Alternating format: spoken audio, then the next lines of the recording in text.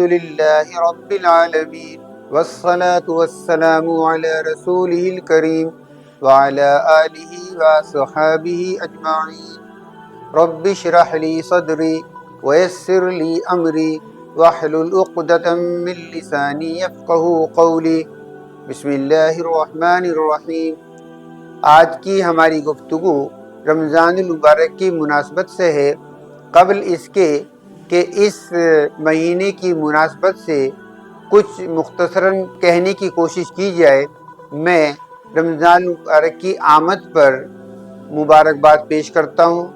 رب کریم سے دعا ہے کہ وہ ہمیں اس ماہ مبارک کی قدر کرنے کی توفیق عطا فرمائیں اور یہ مبارک مہینہ ہمارے لیے خاص رہے اور کوئی بھی لمحہ اس مبارک مہینے میں ہمارا ضائع نہ ہونے پائے۔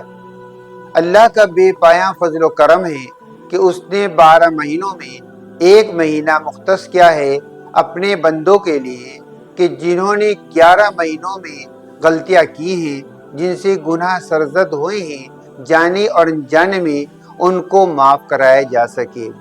یہ مہینہ بخشش کے طلبگاروں کے لیے بخشش کا ہے۔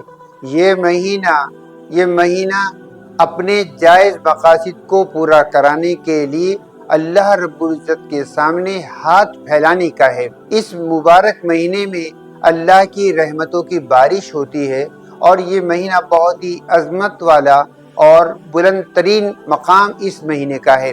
لیکن اس ماہ کی لامحدود برکتیں اور انعامات ہر اس شخص کے حصے میں آنی ضروری نہیں ہے کہ جسے یہ مہینہ میسر آ جائے، بلکہ وہی لوگ فیضیاب ہوتے ہیں جو اللہ کی رضا اور خوشنودی کے خاطر رسول اکرم صلی اللہ علیہ وسلم کی ہدایت کے مطابق اس مہینے کو گزارنے کی کوشش کرتے ہیں۔ روزہ ایک فرض عبادت ہے اور بظاہر اس چیز کا نام ہے کہ آدمی سحر کے وقت سے لے کر غروب آفتاب تک کھانا پینا اور دوسری حلال چیزوں سے رکا رہے، لیکن حقیقی اعتبار سے اس کے فیوز و برکات پانے کے لیے ضروری ہے کہ ہمیں اپنے اندر کچھ تبدیلی لانی ہوتی ہے۔ تبدیلی لانے کا نتیجہ ہی ہوتا ہے کہ ہم میں پرہیزگاری ہوگی، اور روزے کا اصل مقصود بھی یہی ہے کہ ہمارے اندر تقوی کی صفت پیدا ہو۔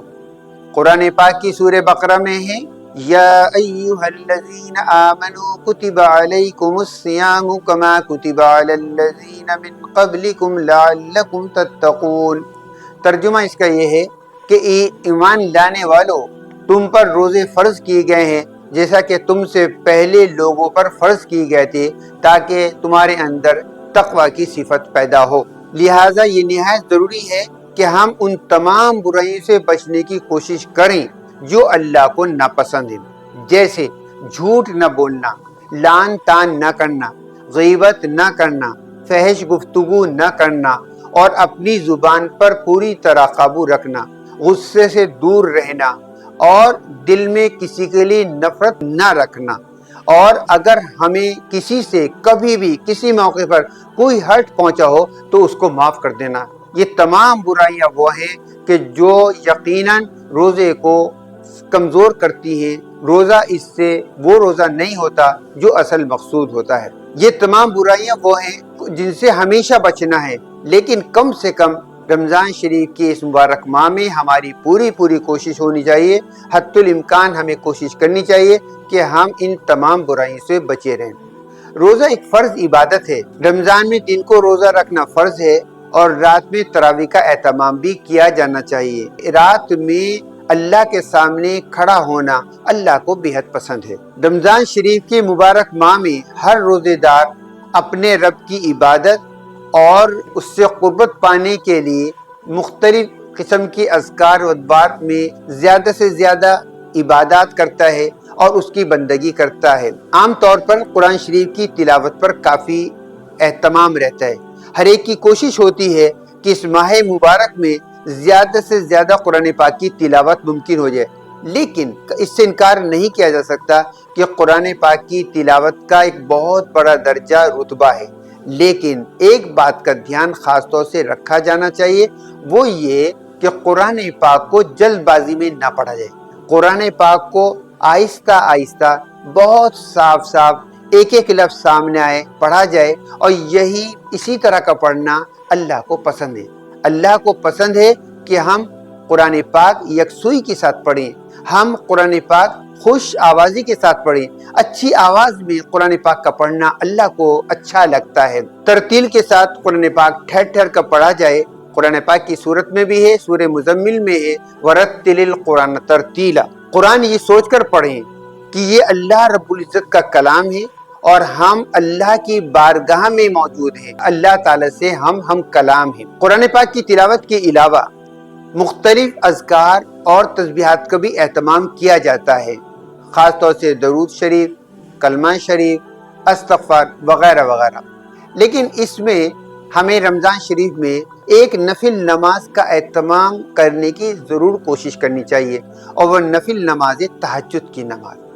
یقیناً تہجد کی نماز نفل نماز ہے، لیکن فرض نماز کے بعد اس کا درجہ ہے، بہت افضل ہے، اور نماز تہجد ایک ایسی نماز ہے کہ جو اللہ سے قربت کا ایک مؤثر ذریعہ ہے، اور خاص طور سے دوسرے مہینوں کے مقابلے میں رمضان شریف میں تہجد کی نماز کا ادا کرنا بہت آسان ہے۔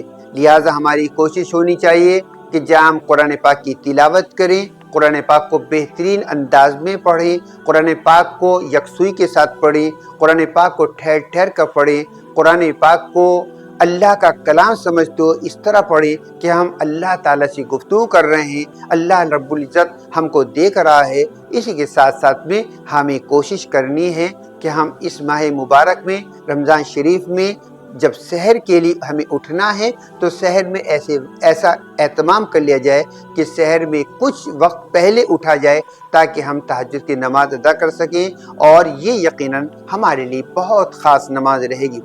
رمضان شریف کے مبارک مہینے میں ہمیں اپنی تربیت پر خصوصی توجہ مرکوز کرنی چاہیے تاکہ اس کے اثرات سال بھر نمایاں باقی رہیں۔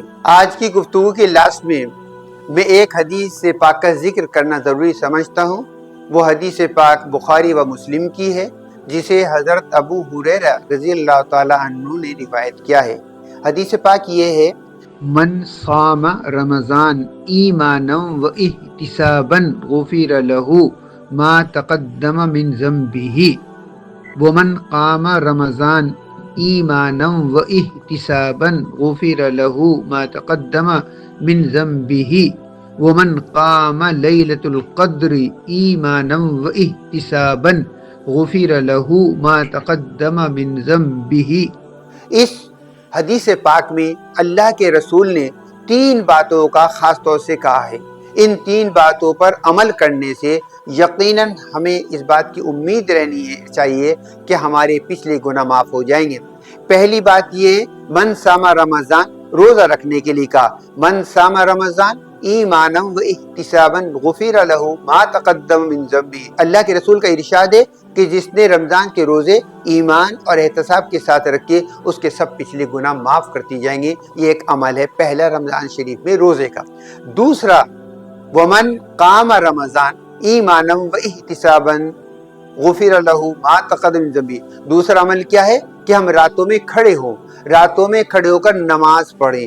کھڑے ہونے کا مطلب یہی ہے کہ رات میں جتنی زیادہ سے زیادہ فرض نماز کے علاوہ تراویح اور نوافل کا اہتمام کریں۔ تو راتوں میں اگر ہم رمضان کی راتوں میں کھڑے ہوں گے تو ہمیں انشاءاللہ اللہ تعالیٰ کی ذات سے امید ہے کہ ہمارے پچھلے گناہ معاف ہو جائیں گے۔ اور تیسرا عمل شب قدر سے متعلق ہے، ومن قام لیلۃ القدر ایمانا و احتسابا غفر له ما تقدم من ذنبه۔ تیسرا عمل کیا ہے کہ شب قدر میں ہم قیام کریں، شب قدر میں ہم زیادہ سے زیادہ عبادت کریں، شب قدر میں رات بھر جاگ کر اللہ رب العزت کے سامنے ہاتھ پھیلا کر دعا کریں، اپنی مغفرت کی دعا کریں، اپنے گناہوں کی معافی کی طلب کریں۔ تو یقیناً اللہ تعالیٰ کے رسول نے جو ارشاد فرمایا تیسری بات میں کہ جو شب قدر میں قیام کرے گا اس کے بھی سب پچھلے گناہ معاف کر دیے جائیں گے۔ اس رمضان شریف میں ہماری پوری کوشش ہونی چاہیے کہ ہم رمضان کے روزے پورے ادا کریں،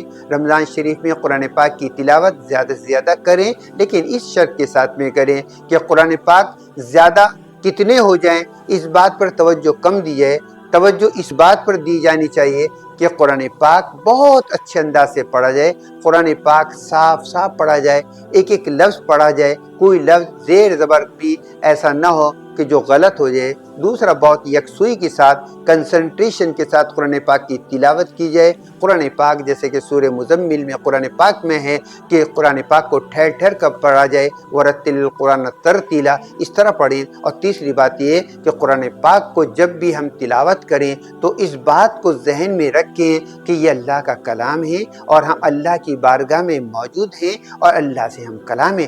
اللہ سبحانہ وتعالی رات کی تنہائی میں اور دن کے اجالے میں ایسی تلاوت کرنا نصیب فرمائے کہ ہمارے اندر رقت پیدا ہو جایا کرے۔